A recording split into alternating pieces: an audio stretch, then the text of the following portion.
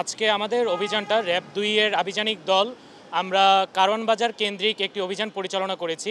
এই কারওয়ানবাজার রেলগেট যেটা তেজগাঁও কারওয়ানবাজার থেকে এফডিসি রেলগেট এই পুরো রেল লাইনটা জুড়ে আমাদের কাছে অনেকগুলো অভিযোগ এসেছে যে এই জায়গায় সবার সামনেই মাদক কেনাবেচা হয়।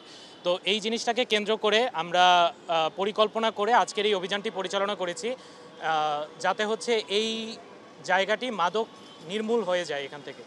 তো আজকের অভিযানের পরে আমরা প্রাথমিকভাবে বেশ কয়েকজনকে গ্রেফতার করতে সক্ষম হয়েছি এবং তাদের সাথে আমরা বেশ কিছু মাদকদ্রব্য পেয়েছি। তো প্রাথমিক যাচাই বাছাই চলমান আছে, যাচাই বাছাই চলমান শেষে আমরা আইনি প্রক্রিয়ার মাধ্যমে তাদেরকে থানায় হস্তান্তর করব এবং সর্বশেষ রিপোর্টটি আপনাদের কাছে দেওয়া হবে।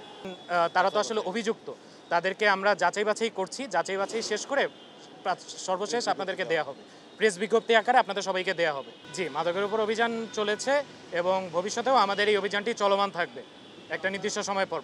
আমরা সবগুলো জায়গায় টাচ করেছি এবং আপনি যে পয়েন্টটা বলেছেন আমাদের সম্মানিত সাংবাদিক ভাই হিসেবে আপনাদের প্লাস সাধারণ মানুষের ইনপুটের ভিত্তিতেই কিন্তু আমরা এই অভিযানটি করেছি এবং আমি আগেও বললাম যে আমাদের এই অভিযানটি কিন্তু ক্রমাগত চলমান থাকবে। আমরা কোনো সময় নির্ধারণ করছি না যে সবসময় আমরা এই সময়ে করব, আমরা বিভিন্ন সময়ে করব। আমাদের কাছে ইন্টেলিজেন্স রিপোর্ট থাকবে, তো সেগুলোর উপর ভিত্তি করে আমরা এটা চলমান রাখবো।